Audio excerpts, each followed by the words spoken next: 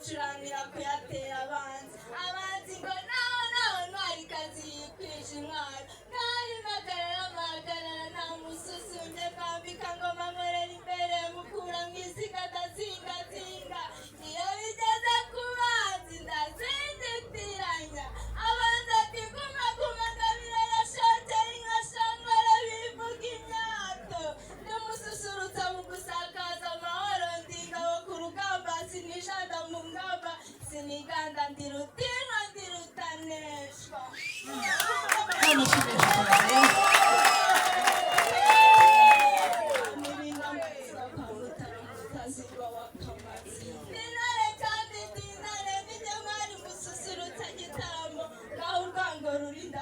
ngende umuhuza mu guhanga imirimo ndimutingana inkoka z'ibikapadukana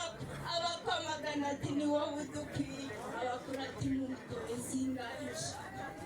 ni imfura yo mu fundu iyo bafungura mu mfura zizira ubupfure kwa Rutaremara bwa Kayonde iwabo w'abeza n'abeza Ruhimbi hahandi usanga inyange zinyagira kagira imana rwose. Amazina yanjye ni Umugwaneza Gloria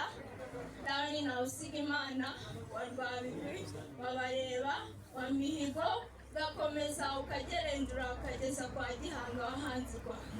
nishimira rukatazi ndamutwa Ntwarikazi yikwije intwaro. Arakoze cyane umushimira mu mashyi cyane kugira imana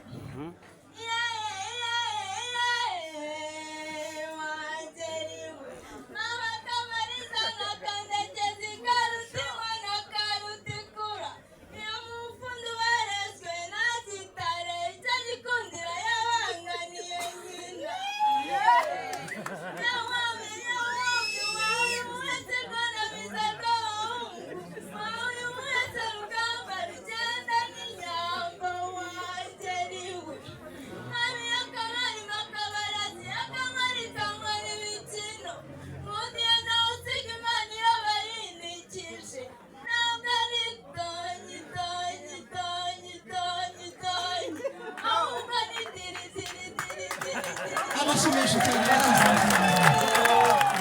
maze ducukuze n'ubundi buryo umwete turi n'amasaha na sata burenge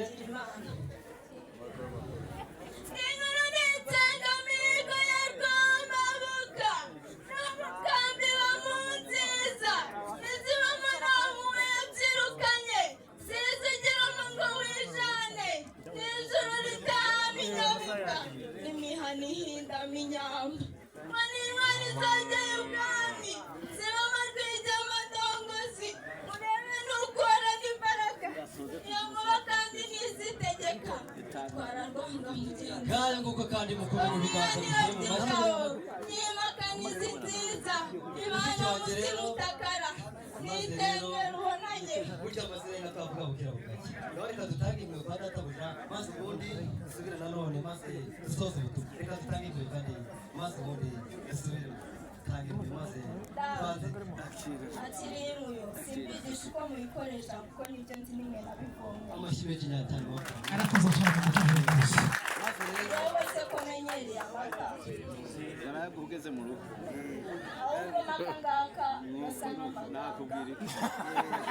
wiyongere n'aka ngaka nze kubivanga n'ibishaka se nk'ikororo akubeho urugondo sha